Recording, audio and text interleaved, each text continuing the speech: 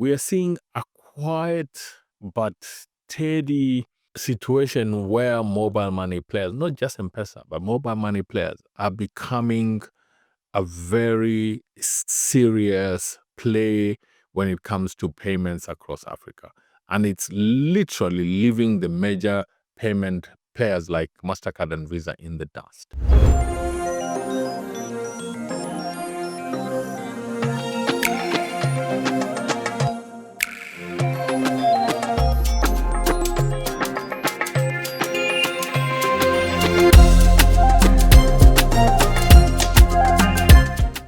Hi everyone, this is Ali Hussein Kasim of Ali Talks Tech.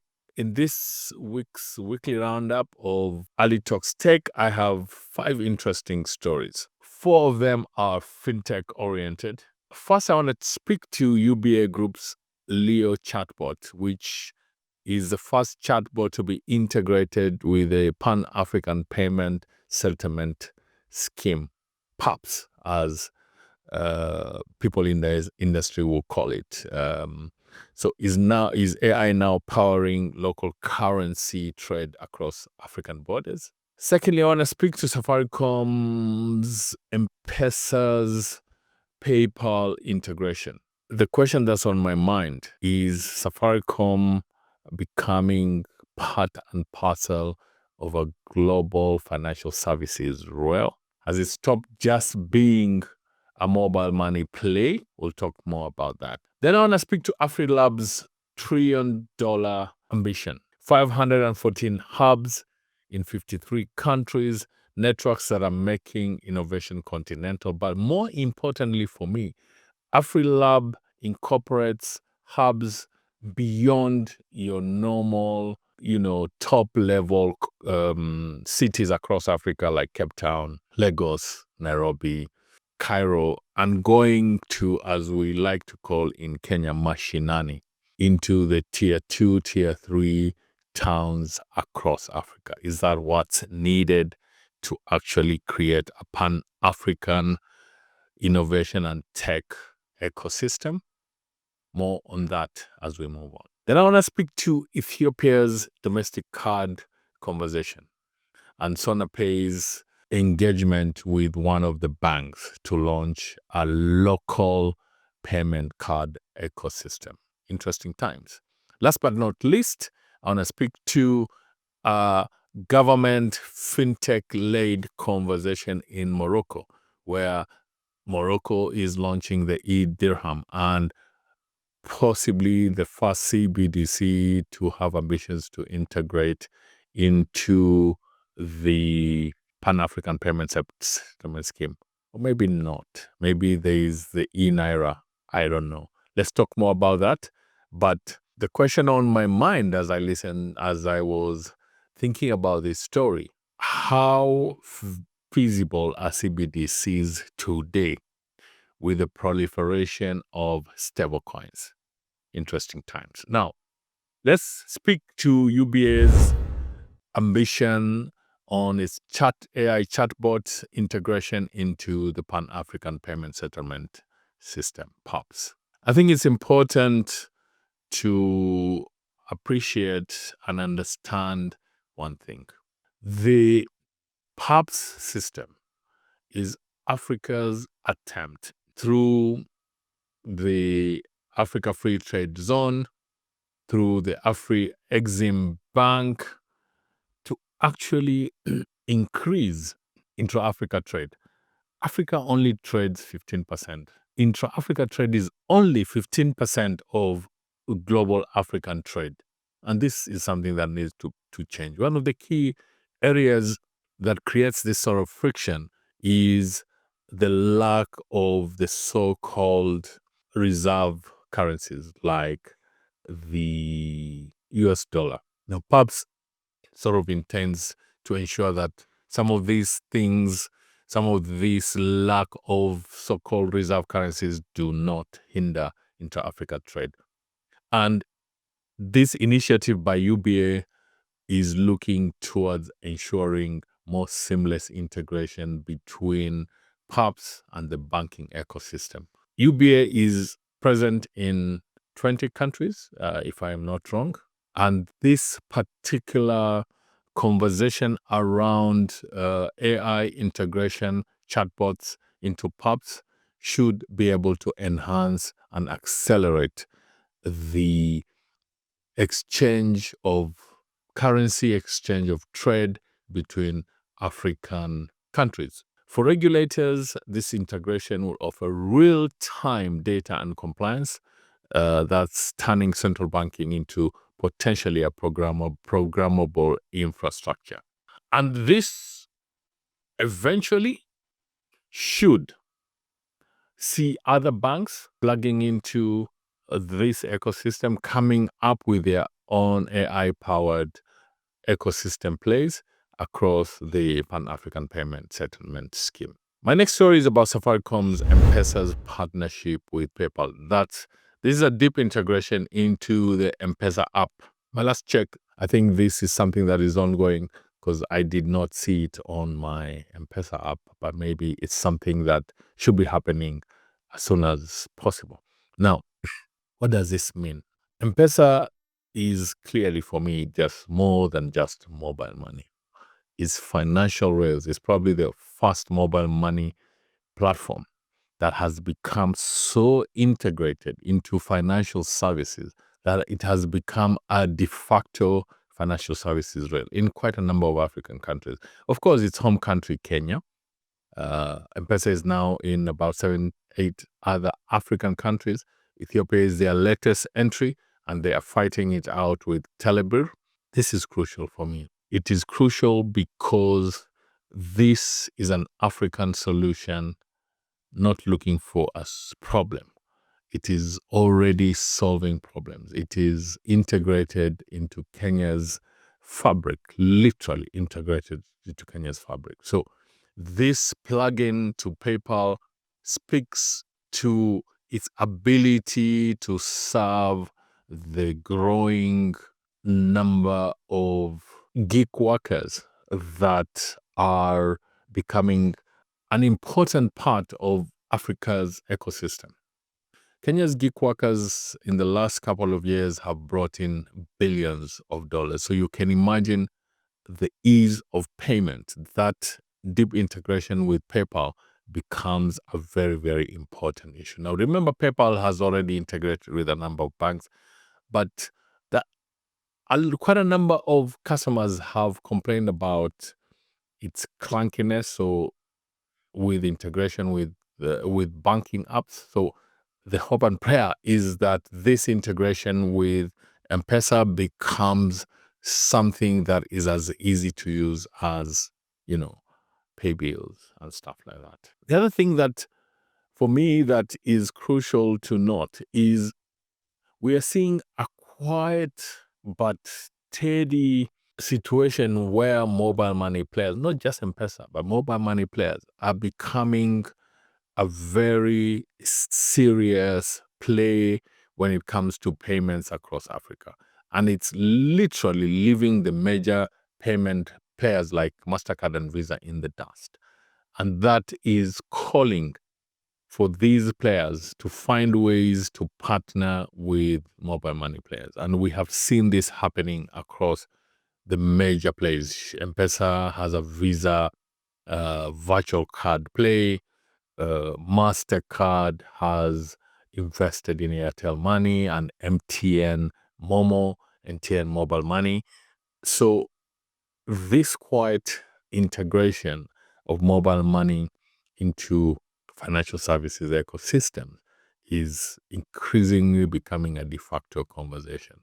But interestingly for me, M-Pesa has become the unofficial on and off-ramp play for crypto trading in Kenya. So as you may well know, or if you don't, Kenya has not had any regulations when it comes to crypto. Until very recently, there is a value-added service providers bill, which has become a little bit controversial until the Kenyan parliament had to pull it out a couple of weeks ago. But as these policy and regulatory plays are going on, M-Pesa has quietly enabled this crypto ecosystem. You can receive and pay out and receive and sell and buy crypto using the M-Pesa rails through obviously P2P plays, P2P, peer-to-peer platforms. So this is quite interesting, and it's going to be interesting to see how policymakers and regulators in Kenya are going to deal with this issue when the VASP bill, or the crypto bill, if you want to call it that, comes into play. It becomes live and becomes law. Last but not least, in this play, I want to speak to M-Pesa, or mobile money, as Africa's financial services rails. I think nobody can argue the fact that mobile money has played a crucial role in financial inclusion, in economic inclusion across Africa. And we are now starting to see players like M-Pesa moving beyond just Africa and trying to plug in global players into their ecosystem. Let me now speak to AfriLabs' ambition, the $1 trillion future. 514 hubs, 53 countries, networks that make innovation continental. The AfriLabs 2024 report is very, very crucial. Let me read some of the interesting stuff. This is a network empowering the continent, which is uniting 514 hubs across 53 countries and supporting 280,000 entrepreneurs and startups. Their infrastructure is extremely fundamental. It's powering Africa's push towards a 1 trillion digital economy by championing collaboration, policy influence, and talent mobility. These hubs are building capacity. They are speaking to capital attraction. They are starting to make local capital become truly impactful in building Africa's tech ecosystem. Some of the initiatives, like the Rev Up Women and Talent for Startups, that are focused on women and youth, actively building pipelines for gender equity and STEM inclusion. I think for us as Africans, we just need to plug into these ecosystems and support the people who are driving this tech and innovation ecosystem across Africa. For policymakers and regulators and entrepreneurs and investors, it is important to note that this is becoming an important backbone for the digital and physical operating system of Africa's next generation digital economy. It is crucial to ensure that we have the right policies, we have the right enablement across the continent. Now, let me speak to Ethiopia's domestic card conversation and how this could be potentially mobile money's first challenger. I know this sounds far-fetched, but there's an interesting nuance around around cards, that we are starting to see some players who are focusing more on virtual cards as opposed to. Africa is not a card card continent. We are talking about only 15% of the continent with card penetration, and that 15% is actually focused on very few countries, North African countries and South Africa.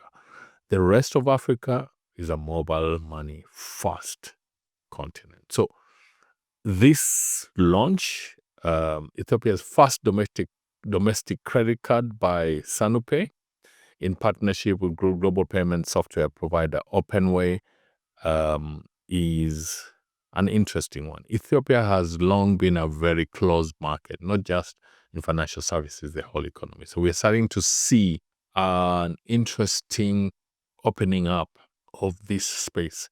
This rollout will potentially include 4 million debit and prepaid cards, 5,000 Visa and MasterCard credit cards, plus 10,000 POS terminals and 200 ATMs. That's a dip in the ocean in a country of 140 plus million people, but it's a start. It's a start. And how do we see this? As Oromia Bank is the first issuer, and they're planning to co-brand this with Sheba Miles. That's the Ethiopian Airlines points system. Is this signaling a new digital payments ecosystem beyond cash in Ethiopia?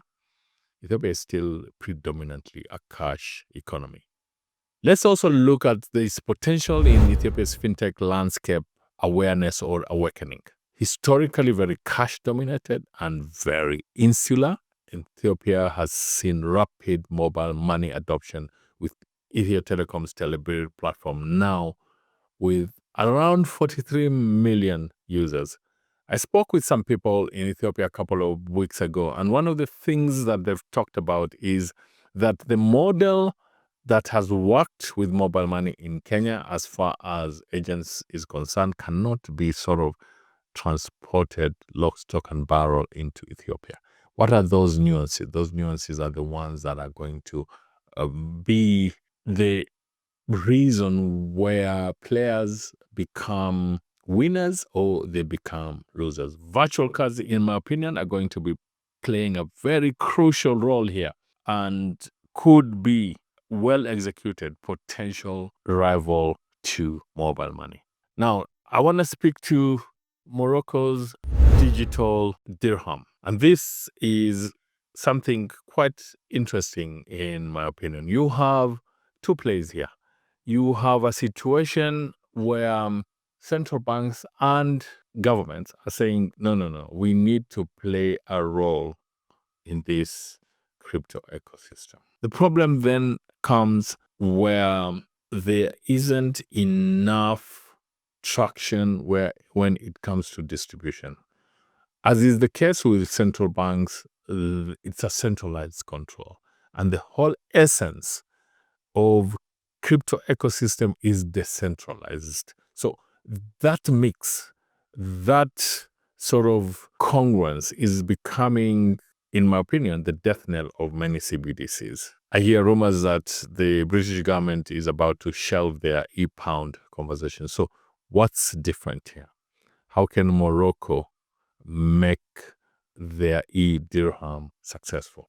One of the interesting ways that they're looking at ensuring that this becomes a success is their integration, is the potential integration with the PAPSS ecosystem. There again comes the mention of PAPSS. This is becoming very, very crucial for the economy across Africa. So plugging into PAPSS is a clever ploy for the central bank in Morocco.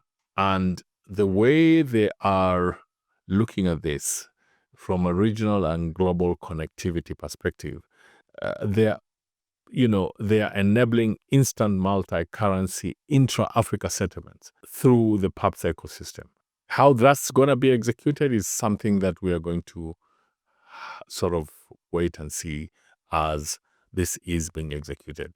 On the policy side, we are seeing that Morocco is developing a very robust and legal and regulatory framework to govern the CBDC and other digital assets, emphasizing user trust, accessibility, and broad professional inclusion.